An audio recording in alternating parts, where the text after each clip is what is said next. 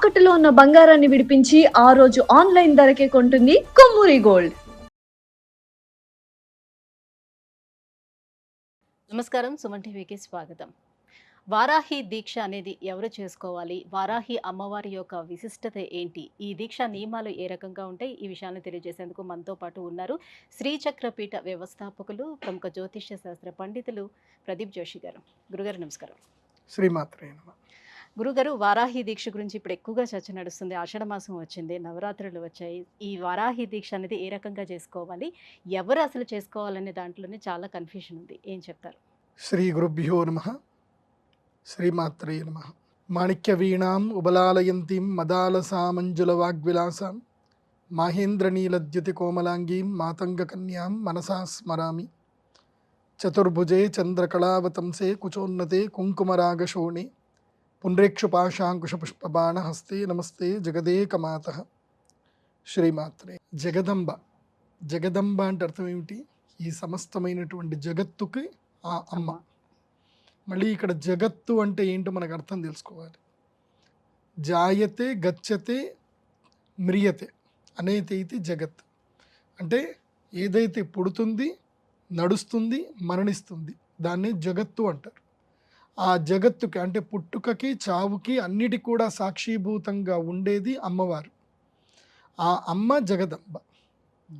ఈ ప్రపంచంలో నేను దేవి భాగవతం గురించి చాలాసార్లు చెప్పాను. మళ్ళీ ఒక చిన్నగా చెప్తాను మీకు. అసలు మీరు వారాహి నవరాత్రులు అంటున్నారు. అసలు అమ్మవారంటే ఏంటి అని మనకు శక్తి తెలుసుకుంటే వారాహి అమ్మవారి యొక్క దీక్షలు ఎలా చేయాలి, ఎందుకు చేయాలి, ఎవరు చేయాలనే విషయం మనకు తెలుస్తుంది. అసలు అమ్మవారి యొక్క శక్తి చాలామందికి తెలియదు. అమ్మ శక్తి ఏంటిది అనేది ఒక చిన్న ఎగ్జాంపుల్. ఈ సృష్టి స్థితి లయకారకులు ఎవరైతే ఉన్నారో బ్రహ్మ విష్ణు మహేశ్వరులు, వీళ్ళు పని చేయాలి అన్నా సరే, అంటే సృష్టి చేయాలన్నా, స్థితి చేయాలన్నా, సంహారం చేయాలన్నా వారికి అమ్మవారి యొక్క శక్తి కావాలి. అంటే విష్ణువుకి మహాలక్ష్మి శక్తి, బ్రహ్మకి సరస్వతి శక్తి, శివుడికి పార్వతీదేవి యొక్క శక్తి. ఈ శక్తులతోటి వీళ్ళు పనిచేస్తున్నారే తప్ప ఈ శక్తులు లేకపోతే వీరు కూడా అసమర్థులు అని చెప్పి మనకి సౌందర్య లహరిలో ఆది శంకరాచార్యుల వారు రాసిన స్తోత్రం చెప్పారు. శివశక్త్యాయుక్తో యది భవతి శక్త ప్రభవితుం నచేదేవం దేవో నకలు కుశల స్పందితుమపి అతస్త్వాం ఆరాధ్యాం హరిహర విరించాదివిరపి ప్రణంతుం స్తోతుం వా కథమకృత పుణ్య ప్రభవతి అని చెప్పి చాలా డీటెయిల్గా చెప్పారు. ఈ ఒక్క శ్లోకం చెప్పడానికి ఒక రోజంతా సరిపోతుంది అర్థం చెప్పాలంటే. అంటే ఈ బ్రహ్మ విష్ణు మహేశ్వరుడు సృష్టికి మొదల్లో ఆ సృష్టి తత్వం తెలుసుకోవడానికి అమ్మవారి యొక్క మణిద్వీపానికి వెళ్ళడానికి వాళ్ళకు ఒక హంసల యొక్క పుష్పక విమానం వస్తుంది, హంసల విమానం వస్తుంది. ఆ విమానం ఎక్కి వాళ్ళు కూర్చుంటే వెళితే మణిద్వీపము లోపల ఇలాంటి బ్రహ్మ విష్ణు మహేశ్వరులు 1,000,000 మంది అమ్మవారి యొక్క దర్శనం కోసం అని చెప్పి వేచి చూస్తున్నారు లైన్లో. ఇలాంటి వాళ్ళు ఈ బ్రహ్మ విష్ణు మహేశ్వరులు వెళ్ళి అమ్మవారి యొక్క మణిద్వీపంలోకి వెళ్ళగానే వాళ్ళు స్త్రీ రూపాన్ని ధరిస్తారు. ఆ స్త్రీ రూపాన్ని ధరించి అమ్మవారి దగ్గరికి వెళ్ళి అమ్మవారి యొక్క పాదములు చూసి, ఆ యొక్క పాద పద్మములను చూసి వాళ్ళకి అర్థమైపోతుంది సృష్టి స్థితి లయ ఎలా చేయాలి, వాళ్ళకి ఏమేమి పని చేయాలనేది వాళ్ళ కోర్సు నేర్పించడం పడుతుంది. ఎంతసేపు ఒక క్షణం అని చెప్పడానికి కూడా ఉండదు. అంతసేపట్లో వాళ్ళకి తెలిసిపోతుంది. వాళ్ళు తిరిగి విమానాలు ఎక్కుతారు, మళ్ళీ సృష్టి చేయడానికి వస్తారు.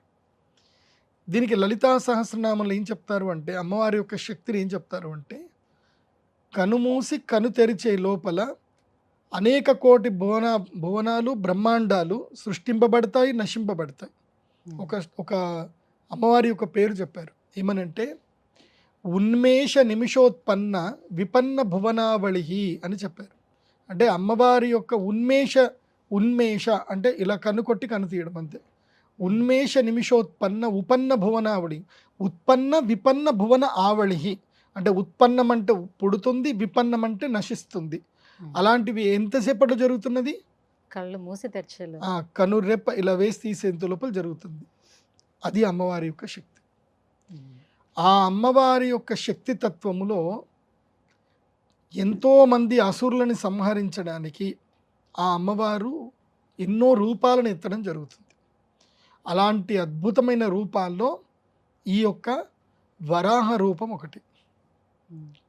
ఈ వరాహ రూపము ఈ యొక్క చండముండులు, తర్వాత నిశుంభ నిశుంభులు, మహిషాసురుడు, రక్తబీజుడు అనేటువంటి రాక్షసులను సంహరించడానికి అమ్మవారు తన శరీరంలో నుంచి సప్త మాతృకలని బయటకు తీసింది.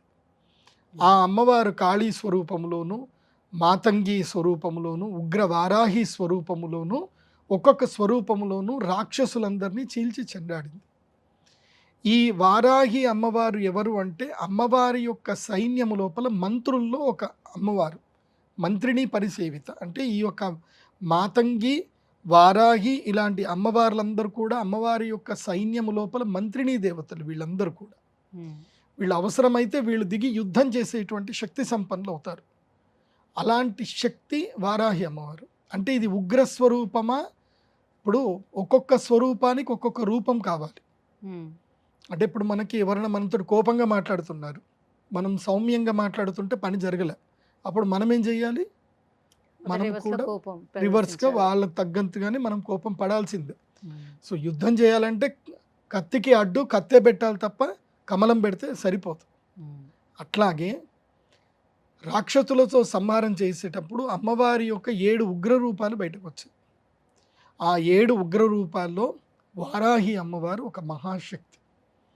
ఇప్పుడు మనకు అర్థమైంది ఏంటి? వారాహి ఉగ్ర రూపమా సాత్విక రూపమా? ఏ రూపం అది? ఉగ్ర రూపము. ఉగ్ర రూపము అంటే అది ఎప్పుడు మనకు కావాలి అంటే, ఉగ్రత్వాన్ని మనం ఎప్పుడు ఆరాధించాలి అని అంటే అతి కష్టం వచ్చినప్పుడు. అతి కష్టం వచ్చినప్పుడు, కష్టాన్ని మనం ఓర్చుకోలేనప్పుడు మనం ఆ ఉగ్ర స్వరూపాన్ని మనము ప్రార్థన చేయాలి. ఏది? శత్రు సంహారం గురించి ప్రార్థన చేయాలి. నాకు తెలిసి వారాహి దేవి గురించి చాలామందికి ఇప్పటిదాకా తెలియదు. నాకు తెలుసు, నేను సుమన్ టీవీలో వచ్చిన 2018 నుంచి నాకు తెలుసు. అంతకు ముன்பే తెలుసు నాకు, 2012 నుంచి కూడా నాకు తెలుసు. కానీ ఎప్పుడు కూడా మేము రివీల్ చేయలే. ఈ మధ్య ఏం జరిగింది అని అంటే, పవన్ కళ్యాణ్ గారు ఆయన వారాహి అని ఒక ఏది తన యొక్క యాత్ర చేసేటప్పుడు బండికి ఆ పేరు పెట్టారు, వారాహి అని పేరు పెట్టారు. తర్వాత ఈ మధ్య ఏంటంటే ఆయన డిప్యూటీ సీఎం అయిన తర్వాత కూడా దీక్ష వస్త్రాలు ధరించి నేను వారాహి దీక్ష తీసుకుంటున్నాను అని చెప్పి ఆయన దీక్ష తీసుకున్నారు.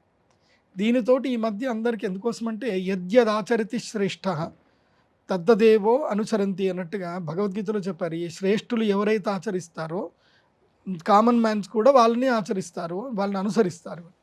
సో పవన్ కళ్యాణ్ గారు వారాహి నవరాత్రులు చేస్తున్నారు అని చెప్పి మీరందరూ కూడా వారాహి నవరాత్రులు చేయడానికి పూనుకుంటున్నారు, సంతోషం. కాకపోతే పవన్ కళ్యాణ్ గారి గురించి వ్యక్తిగతంగా నాకు తెలిసింది ఏంటంటే, ఆయనది చాలా చిన్న పిల్లాడి మనస్తత్వం, చాలా చిన్న పిల్లాడి మనస్తత్వం. ఆయనకి ఎవరి మీద కోపం కానీ, ఈర్ష్య కానీ, ద్వేషం కానీ ఏది ఉండదు. ఆయన అందరినీ క్షమించే తత్వం ఉంటుంది, అందరినీ ప్రేమించే తత్వం ఉంటుంది, అందరికీ ఇచ్చే గుణం ఉంటుంది. అలాంటి గుణం ఉన్నప్పుడు నీకు వారాహి ఉపాసన చేస్తే నీకేమి ఇబ్బంది కలగదు. ఇది ఎట్లాగంటే, ఇది ఒక వారాహి అమ్మవారి చేతిలోని నాగలి, గొడ్డలి ఇవి ఉంటాయి కాబట్టి ఇది వ్యవసాయేతర పనులు చేసుకునేటువంటి రైతులు చేసుకునేది అని కొంతమంది చెప్పడం జరుగుతుంది. ఏమంటారు? చెప్తాను, వారాహి తత్వస్వరూపం గురించి చెప్తాను. ఈ వారాహి ఉగ్ర స్వరూపం ఒకటి గుర్తుపెట్టుకోవాలి. మనకి అమ్మవారి యొక్క ఏ తత్వాన్ని ఉపాసన చేసినా శక్తి, సిద్ధి, తత్వం తప్పకుండా కలుస్తుంది. ధ్రువం అని చెప్తారు. అంటే అమ్మవారిని మనం ఆరాధిస్తే ఈ కలియుగములో మనము ఎవరిని ఆరాధించకపోయినా ఇహలోకములోనూ సుఖము, పరలోకములోనూ సుఖం రావాలి అని అంటే అమ్మవారిని ఆరాధించాలి. ఇది దేవి భాగవతంలో చెప్పారు. సాక్షాత్తు శ్రీకృష్ణుడైనా, విష్ణువైనా, శివుడైనా, రాముడైనా అందరూ అమ్మవారిని ఆరాధించినటువంటి వారే. అమ్మను మించిన శక్తి ప్రపంచంలో ఏదీ లేదు. కాబట్టి అమ్మవారిని అందరూ ఆరాధించవచ్చు. అయితే మీరు ఏ స్టేటస్ ఎంచుకోవాలి, మీ స్టేటస్ని బట్టి మీరు ఆరాధన ఎంచుకోవాలి.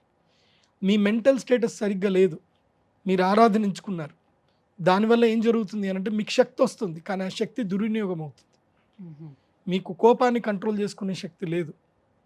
మీకు ఇతరుల మీద ఏవైతే భావజాలాన్ని మీరు వదులుతున్నారో అది మీరు కంట్రోల్ చేసుకోలేకపోతున్నారు. మీ మనస్సు మీ అదుపులో లేదు. మీరు గనక ఇలాంటి ఉపాసన చేశారు, వారాహి ఉపాసన చేశారు, దానివల్ల ఏం జరుగుతుంది అని అంటే మీకు బెనిఫిట్ జరుగుతుంది, కానీ దానివల్ల మీ యొక్క పిచ్చితోటి చాలామందికి అనర్థాలు జరుగుతాయి. అది గుర్తుపెట్టుకోండి.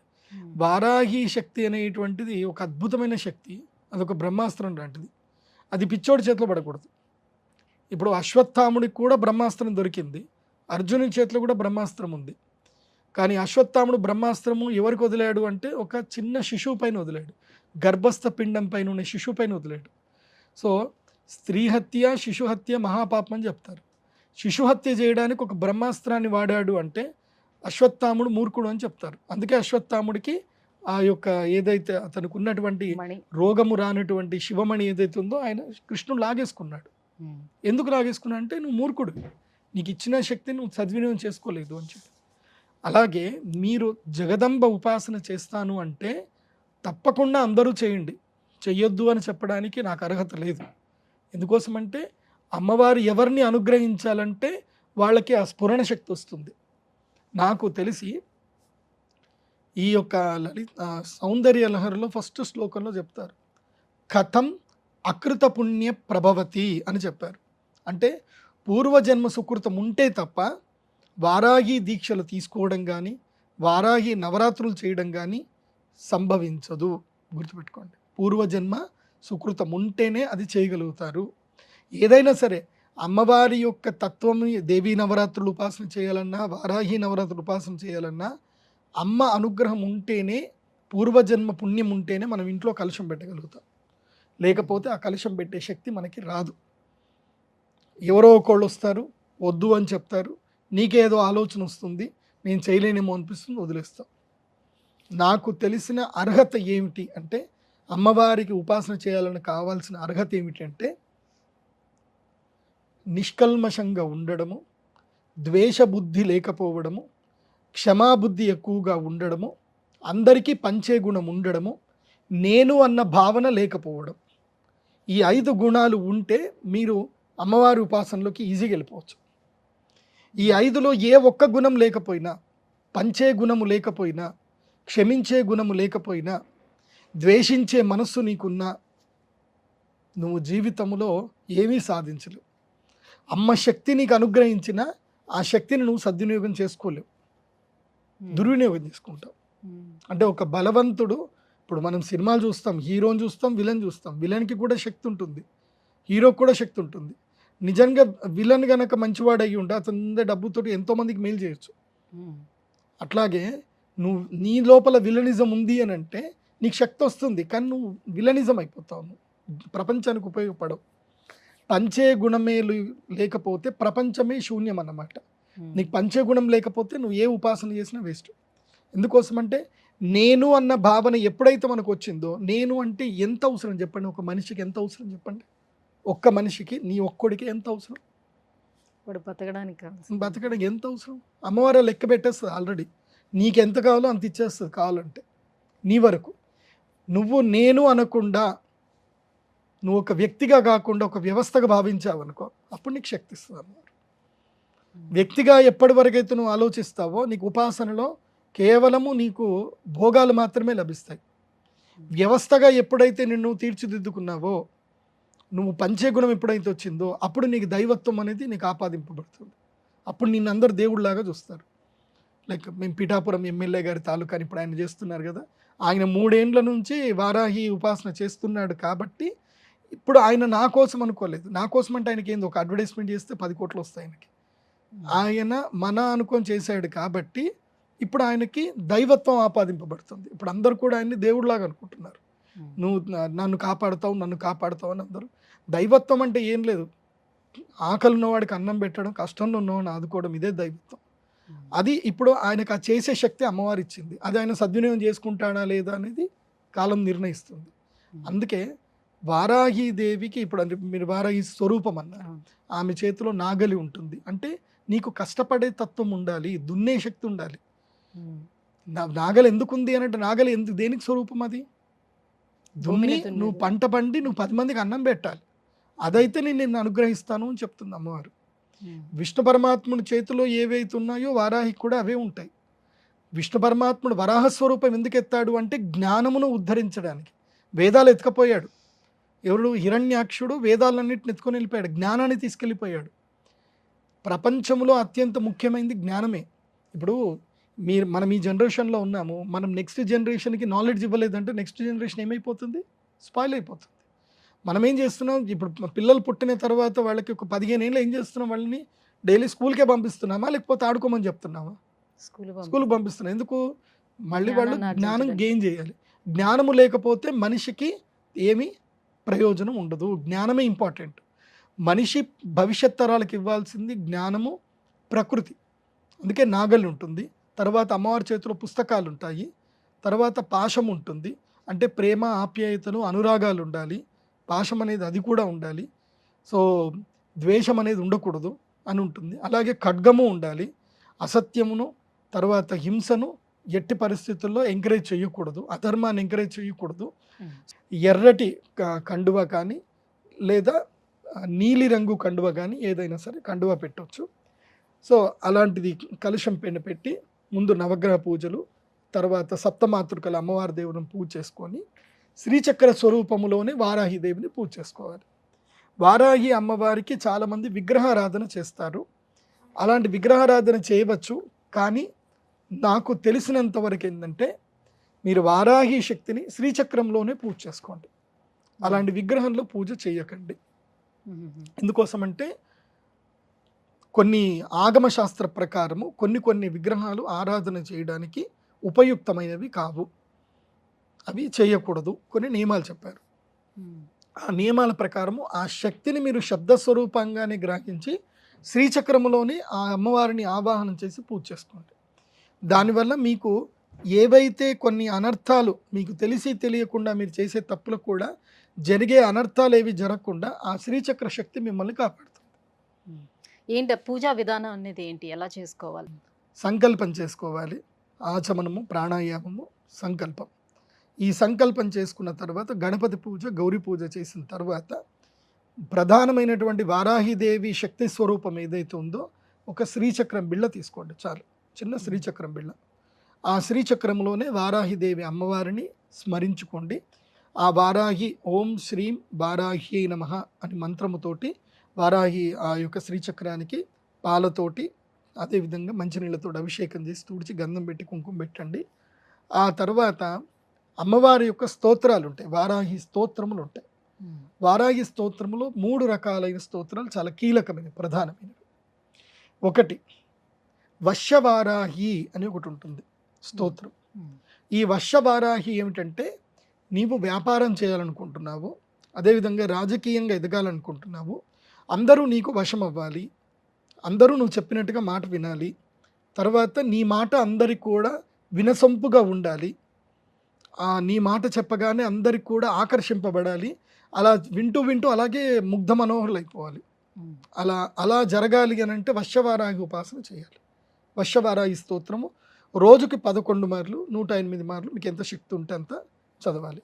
ఈ నవరాత్రులు ఏవైతే ఉన్నదో ఈ నవరాత్రుల్లో పూర్తిగా వశ్యవారాహి స్తోత్రం 1008 సార్లు పూర్తి చేయాలి, 1008 సార్లు చదవాలి. అదేవిధంగా బీజాక్షర మంత్రాలు ఉంటాయి, చాలా పెద్ద పెద్ద బీజాక్షరాలు ఉంటాయి, అవి ఏవి వద్దు.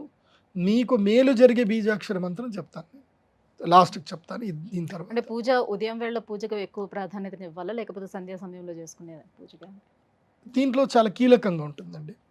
పూజా సమయం ఎప్పుడైనా ఉదయమే మంచిది, బ్రాహ్మీ ముహూర్తం చాలా మంచిది. ఎప్పుడు 4:30 నుండి మొదలు 6 గంటల వరకు, 4 నుంచి 6 వరకు ఈ మధ్య కాలంలో పూజ చేసుకుంటే చాలా మంచిది. అయితే ఈ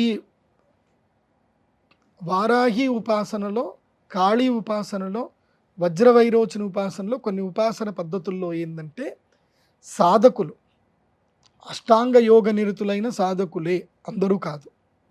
అష్టాంగ యోగ నిరతం అంటే అది చాలా పెద్ద సబ్జెక్ట్, అది ఏందో మీరు తెలుసుకోండి. దాని తర్వాత నేను చెప్తాను, అష్టాంగ యోగం ఏందని ఒక వీడియోలో చెప్తాను. సింపుల్, ఇందాక చెప్పిన 5 రూల్స్ మీరు పాటించగలిగితే రాత్రిపూట ఒంటరిగా మీ గదిలోనే కూర్చొని దీపము వెలిగించి ఈ యొక్క బీజాక్షర మంత్రంలో ఉపాసన చేయవచ్చు. ఒంటరిగా కూర్చొని ఏకవస్త్రధారులై కూర్చొని చేయాలి. అలా చేయగలిగితే అది మహాశక్తి సంపన్నం అవుతుంది. అది రాత్రి ఉపాసన ఉంటుంది. రాత్రి 11 గంటల నుంచి 1 గంటల మధ్యలో చేయవలసిన ఉపాసన ఉంటుంది. అంటే ఈ దీక్ష చాలా కఠినమైన దీక్ష. ఇది పీఠాధిపతులు, యతీశ్వరులు వీళ్ళు మాత్రమే చేయదగినటువంటి దీక్ష అని చెప్తూ వస్తున్నారు. ఎందుకని? ఏంటి అంత కఠినంగా ఉంటుంది? ఏవైనా తప్పు చేస్తే ఏమైనా జరుగుతుందా? అంతే, ఇంకేం? అమ్మవారిది ఉగ్రశక్తి కదా. హ్మ్. ఇప్పుడు మనకి కయ్యానికైనా బియ్యానికైనా సరితూగాలి అని అంటారు కదా. మంచివాడితో మనం స్నేహం చేయొచ్చు, హ్మ్. చెడ్డవాడితో మనం స్నేహం చేస్తే ఎప్పటికైనా మనకు కష్టమే వస్తుంది అంటారు. అట్లాగే ఉగ్రశక్తితోటి మనం స్నేహం చేస్తున్నాం. అది ఏంటి? ఉగ్రశక్తి. ఆ ఉగ్రశక్తితో స్నేహం చేసేటప్పుడు ఆ ఉగ్రశక్తి ఎప్పుడు ఏ విధంగా మనం ఎలా ఉంటుందో ఉగ్రశక్తి అలాగే ఉంటుంది, గుర్తుపెట్టుకోండి. హ్మ్. అమ్మవారి యొక్క ఉపాసన శక్తి ఏంటంటే అద్దం లాంటిది. నువ్వు సౌమ్యంగా ఉన్న రోజులు ఆ అమ్మ సౌమ్యంగానే నీకు కనిపిస్తుంది. నువ్వు ఉగ్రంగా మారి ఆ అమ్మవారిని ఉపాసన చేసావా, ఆ శక్తి నీకు ఉగ్రంగానే మారుతుంది. ఇప్పుడు తన కోపమే తన శత్రువు అన్నట్టుగా ఆ ఉగ్రశక్తిని నువ్వు సరిగ్గా సద్వినియోగం చేసుకోలేనప్పుడు నువ్వు ఇరకాటంలో పడతావు. హ్మ్. సో సాధువులు గొప్పవాళ్ళు ఎందుకు చేయాలి అంటే వాళ్ళకి వాళ్ళ యొక్క కోపాన్ని కంట్రోల్ చేసే శక్తి వాళ్ళకు ఉంటుంది. వాళ్ళ కోపంని ఎట్లా అదుపులు చేసుకోవాలి, వాళ్ళు ఎంత నిగ్రహంగా ఉండాలి అనేది వాళ్ళకి తెలుసు. వాళ్ళు ఫస్ట్ అష్టాంగ యోగం లోపల ఎక్స్పర్ట్ అయిన తర్వాతనే వారాహి ఉపాసన స్టార్ట్ చేస్తారు. నేను చెప్పేది ఏ ఉపాసన అయినా సరే మనము సిస్టమేటిక్గా పద్ధతిగా లేకపోతే అది మన అణు ఆయుధము మన చేతిలో ఉన్న మనల్ని కూడా చంపుతుంది, బయట వాడిని చంపుతుంది. అణాయుధం మన ఇంట్లో పెడితే మనల్ని చంపుకుని ఉంటుందంటే ఉండదు. అట్లాగే ఉపాసన చేసేటప్పుడు నేను చెప్పిన 5 బేసిక్ ప్రిన్సిపల్స్ అవి గనక మీరు పాటించగలిగితే మీరు కూడా చెయ్యొచ్చు. హ్మ్. వాళ్ళే ఎందుకు చేయాలి అని అంటే వాళ్ళు ప్రిపేర్ అయ్యి ఉంటారు. హ్మ్. మీకు అంత ప్రిపరేషన్ ఉందా? మీకు ప్రిపరేషన్ ఉంటే మీరు చెయ్యండి, మిమ్మల్ని ఎవరు వద్దని చెప్పరు.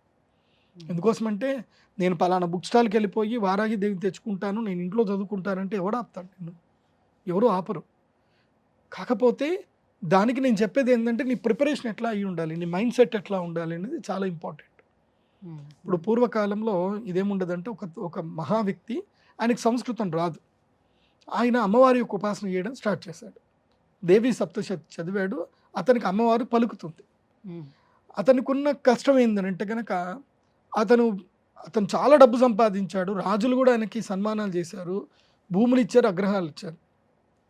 అతను ఎవరైనా అమ్మాయి మెడలో తాళి కట్టాడా లేదో, తాళి కట్టిన 24 గంటలు అమ్మాయి చనిపోతుంది. హుహు. ఎందుకు చనిపోతుందో ఆయనకు తెలియదు. ఎందుకోసం అంటే ఆయనకి సంస్కృతం రాదు, కానీ అమ్మవారి యొక్క మంత్రాలు మొత్తం నేర్చుకున్నాడు, చేశాడు. తర్వాత ఇట్లాగే 3 భార్యలు చనిపోయిన తర్వాత నాకు ఎందుకు ఇట్లా జరుగుతుంది అనేది అప్పుడు అహం తగ్గించుకొని ఎవరో మా పండితుడి దగ్గరికి వెళ్ళి అడిగాడు, ఏమైంది, నేను ఇంత సంపాదించాను, ఇంత ఉన్నాను, అమ్మవారు నాకు పలుకుతుంది కూడా, అలాంటిది నా భార్యలు ఎందుకు చనిపోతున్నారు అని అడిగితే అప్పుడు ఆయన ఏం చెప్తాడు అంటే, సరే మీరు ఒకసారి నా ముందు మీ దేవి సప్తశతి పాఠం మొత్తం నాకు చదవండి అన్నట్టు. అప్పుడు దుర్గా కవచంలో భార్యాం రక్షతు భైరవి అని ఉంటుంది దాని లోపల. హ్మ్. అక్కడ ఏం జరిగిందంటే ర అనేది సంస్కృతంలో ఇలా రాయబడుతుంది, హ్మ్. అక్కడ ఒక నీటి చుక్క ఏదో పడింది, అది రా కాస్త బాగా కనపడింది, భ ఒత్తు బాగా కనపడింది. ఆయన ఏం చదివాడు, భార్యాం భక్షతు భైరవి అని చెప్పాడు. భక్షతు అంటే అర్థం ఏంటి? భుజించి తినించు తినేయడం. అని అర్థం. హ్మ్. సో వాడికి ఆ సిద్ధి అయిపోయింది. కాబట్టి భార్యాం రక్షతు భైరవి అనే ప్లేస్లో భార్యాం భక్షతు భైరవి అన్నాడు. వీడు పెళ్లి చేసుకోగానే భైరవి వస్తుంది, వాడిని తినేస్తుంది, వెళ్ళిపోతుంది, భార్య చనిపోతుంది. సారీ, మీరు చేస్తున్న తప్పు ఇదండి, మీరు రక్షతు భైరవి అనే ప్లేస్లో భక్షతు భైరవి అని అంటున్నారు అని అనేసరికి అప్పుడు ఆయన తీర్చిదిద్దుకున్నాడు. అందుకే సంస్కృత జ్ఞానం కావాలి. నువ్వేం చదువుతున్నావని నీకు తెలియాలి. బీజాక్షరంలో యొక్క జ్ఞానం మనకు లేకపోవచ్చు, మన గురువుకున్నా చాలు.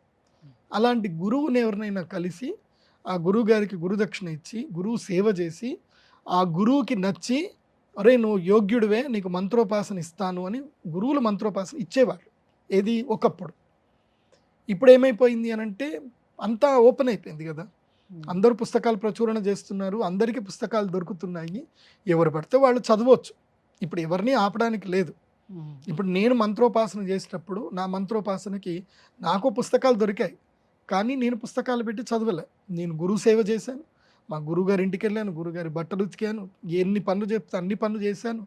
ఆయనకి నా మీద దయ కలిగి వీడు యోగ్యుడు అని ఆయనకి ఎప్పుడైతే అనిపించిందో అప్పుడు ఆయన చెయ్యి నా నెత్తి మీద పెట్టాడు, ఆయన ఉపాసన చెయ్యి నా నెత్తి మీద పెట్టాడు, అంతే. ఇంకా నేను ఉపాసన చేయాల్సిన అవసరం లేనంతగా శక్తి నాకు వచ్చేసింది. హ్మ్. గురువు అనుగ్రహము చాలా గొప్పది. గురువు మించిన అనుగ్రహం ఇంకెక్కడ దొరకదు. అందుకే గురువు ద్వారా విద్య నేర్చుకోండి. గురువు లేకుండా మీరు ఏ విద్య నేర్చుకున్నారనుకోండి ఇట్లాగే జరుగుతుంది. మీరు ఏదైనా తప్పు జరిగారనుకోండి అది కాస్త మిమ్మల్ని పని చేసుకుంటూ పోతుందన్నమాట. అందుకే అష్టాంగ యోగ నిరతులు అవ్వాలి, గురువు యొక్క అనుగ్రహం ఉండాలి. అలాంటి సమయంలో ఉపాసన చేయండి. ఇప్పట్లో చాలామంది వీడియోలు చేసేస్తున్నారు, ఇలా దీక్షలు చేయండి అలా దీక్షలు చేయండి అని వీడియోలు చేస్తున్నారు. చాలా సంతోషం, నాకు అప్రిషియేట్ కూడా చేస్తాను. కాకపోతే ఎవరైనా ఒక శ్రీ విద్యోపాసకులు గురువులని తప్పకుండా కలవండి, నేర్చుకోండి. ఆన్లైన్లో ఎవరు చెప్పినా ఎవరు చేసినా నేర్చుకోండి. కానీ అన్నీ నేర్చుకున్న తర్వాత ఒక శ్రీ విద్యోపాసకులైన గురువుల్ని వెళ్ళి ఒక గంట కలిసి వాళ్ళ చేతుల మొక్కి నమస్కరించి, ఏమండి నేను ఈ విధానంలో చేస్తున్నాను, ఇది సరియా కాదా, సరియా కాదా, నన్ను మీరు అనుగ్రహించండి, నేను కరెక్ట్ చేస్తున్నానో రాంగ్ చేస్తున్నాను, అంతవరకు క్లారిటీ తెలుసుకొని స్టార్ట్ చేయండి. అది చాలా మంచిది. ఎందుకోసమంటే అందరూ పర్ఫెక్ట్ కారు. ఎవరైతే అమ్మవారిని ఉపాసన చేస్తున్నారో వాళ్ళు కరెక్ట్. కాబట్టి మీరు కూడా అమ్మవారి యొక్క ఉపాసనలో అర్హత లేదు అనేది ఎవ్వరికీ లేదు. మనిషి జన్మ పుట్టిన ప్రతి ఒక్కరు కూడా అమ్మవారి ఉపాసన చేయడానికి అందరికీ అర్హత ఉంది. కాకపోతే ఆ అర్హత అనేటువంటిది మనము గురువు దగ్గర నుంచి స్వీకరించాలి, అంతకుమించి ఏం లేదు. ఈ వారాహి దీక్ష చేసే సమయంలో ఆహార నియమాలు ఏం పాటించాల్సి ఉంటుంది? ఏకభుక్తం చేయాల్సిన అవసరం ఉంటుందా ఈ 9 రోజులు? అదే కదా అష్టాంగ యోగం అంటే. మనము చాప మీద పడుకోవాలి. పొద్దు నుంచి సాయంత్రం వరకు దీక్ష నియమాలు చెప్తాను వినండి. ఆల్మోస్ట్ అయ్యప్ప దీక్ష లాగానే ఉంటుంది. కాకపోతే ఇందులోపల ఇంకొన్ని రిస్ట్రిక్షన్స్ ఉంటాయి. ఒకటి, వారాహి నవరాత్రులు ఉపాసన చేసేటప్పుడు తప్పకుండా 4:30కే లేవాలి. ఎట్టి పరిస్థితుల్లో 4:30కే లేవాలి. బ్రాహ్మీ ముహూర్తంలో లేకపోతే ఈ ఉపాసన ఫలించదు. 4:30కు లేవాలి. స్నానము, సూర్య నమస్కారాలు చేసుకోవడము, తర్వాత వారాహి ఉపాసన మంత్రోపాసన చేసుకోవడం. 6 గంటల వరకు మంత్రోపాసన చేయాలి. తర్వాత 6 నుంచి 7 గంటల వరకు సూర్య నమస్కారాలు చేయాలి. ఆ తర్వాత 7 గంటల నుంచి మీ నిత్యకర్మను మీరు చేసుకోవచ్చు. ఉదయం పూటని ఎక్కువగా భోజనం చేయాలి. 7 గంటల నుంచి 10 గంటల లోపలనే ఎక్కువగా భోజనం చేయాలి. ఎంత వీలైతే అంత ఎక్కువగా కడుపు నిండా భోజనం చేసేయాలి. ఆ తర్వాత మీ రెగ్యులర్ పనులు మీరు చేసుకోవాలి. మళ్ళీ సాయంత్రం 6 గంటల నుంచి సంధ్య వేళల్లో ప్రదోష కాలం అంటారు. 4:30, 5 గంటల నుంచి 6:30 వరకు సంధ్య వేళల్లో మళ్ళీ అమ్మవారి ఉపాసన, దీపం పెట్టడము, నైవేద్యం పెట్టడము, మళ్ళీ మంత్రోజపము అన్నీ చేసుకోవడం చేయాలి. చేసి కేవలం అల్పాహారం మాత్రమే స్వీకరించాలి. అల్పాహారం అంటే ఏమిటి? అటుకులు లేకపోతే ఏవైనా సరే. పేలాలు తినకూడదు. మళ్ళీ అది గుర్తుపెట్టుకోండి. పేలాలు తింటారు చాలామంది. పేలాలు తినకూడదు. మొక్కజొన్నలు తినొచ్చు, వేరే ఏమన్నా తినొచ్చు. సో పెరిగేసుకొని పాలు తాగొచ్చు. ఇవి తినాలి. తిని చాప మీదనే పడుకోవాలి. చాప మీద, దర్భ చాపల మీదనే పడుకోవాలి. 2 వస్త్రాలు ఉండాలి. ఈరోజు ధరించిన వస్త్రము రేపు ధరించకూడదు. మళ్ళీ రేపు వేరే వస్త్రాన్ని ధరించాలి. మళ్ళీ అదే వస్త్రాన్ని దీని ఉతికి ఆరేసుకొని మళ్ళీ నెక్స్ట్ డే అదే వస్త్రం ధరించాలి. 2 వస్త్రాలు పెట్టుకోవాలి. అంటే వస్త్ర వ్యామోహం ఉండకూడదు, శరీర వ్యామోహం ఉండకూడదు. తర్వాత కోరికల గురించి కూడా తీవ్రతరంగా కాకూడదు. అందరినీ అమ్మ అని పలకరించాలి. పురుషులైనా స్త్రీలైనా అందరినీ అమ్మ అనే పలకరించాలి. ఈ విధంగా చేయగలిగితేనే వారాహి ఉపాసనలో ఏదైనా సిద్ధి ఉంటుంది. నాన్ వెజ్ అస్సలు తినకూడదు. తర్వాత ఇంకా దాంట్లో ఉల్లిపాయలు, వెల్లుల్లిపాయలు ఏవి తినకూడదు. సాత్వికమైన ఆహారాన్ని మాత్రమే స్వీకరించాలి. అందులోనూ వారాహి ఉపాసనలో తీవ్రతరమైనటువంటి శక్తి ఉపాసన ఏమిటంటే గనక అసలు కూరగాయలే లేకుండా తినాలి. కూరగాయలు లేకుండా తినాలి అంటే చప్పడి పప్పు, కారం ఇవి వేసుకొనే తినాలి, ఇంకేం తినకూడదు. ఇది చాలా తీక్ష్ణమైన నియమం. ఇది ఎవరుంటారు అలా చేసుకోవాలి. గురుగారు, ఇప్పుడు అయ్యప్ప స్వామి దీక్ష అనేది కొంచెం కార్తీక మాసం ముందు నుంచి అలా స్టార్ట్ అవుతుంది కదా. కేవలం ఆ మాసాల్లోనే స్టార్ట్ అవుతుంది. అలానే వారాహి దీక్ష కూడా కేవలం ఈ ఆషాఢ మాసంలోనే చేసుకుంటారా? అవును. ఈ ఆషాఢ మాసానికి ఉన్న గొప్ప శక్తి ఏమిటంటే ఇది సంధికాలం. సంధికాలం అంటే ఉత్తరాయణానికి దక్షిణాయనానికి కరెక్ట్గా సంధికాలం అంటారు. ఆషాఢ శుద్ధ ఏకాదశి రోజున దక్షిణాయనం ప్రారంభమవుతుంది. ఏకాదశి అంటే 15 రోజులు. సో ఆషాఢ శుద్ధ ఏకాదశికి తర్వాత ఆషాఢ బహుళ ఏకాదశికి మధ్యన 10 రోజులు సంధికాలం ఉంటుంది. ఈ సంధికాలములోనే ఈ యొక్క వారాహి నవరాత్రులు ఉంటాయి. శుక్లపక్షములోనూ చేస్తారు, కృష్ణపక్షంలోనూ చేస్తారు. కృష్ణపక్షంలో చేసేది ఉగ్రవారాహి, ఈ యొక్క శుక్లపక్షంలో చేసేది శ్వేతవారాహి, తర్వాత వజ్రవైరోచిని వారాహి, ఇలాంటివన్నీ కూడా శుక్లపక్షంలో చేస్తారు. చాలామంది నెల రోజుల పాటు చేసే శక్తి కొంతమందికి ఉంటుంది, వాళ్ళు చేస్తారు కూడా. గురుగారు, వారాహి దీక్ష ఏ రకంగా చేసుకోవాలి, దానివల్ల ఎటువంటి ఫలితాలు ఉంటాయి, ఈ అంశాలని తెలియజేసినందుకు ధన్యవాదాలు. శ్రీమాత్రే నమః.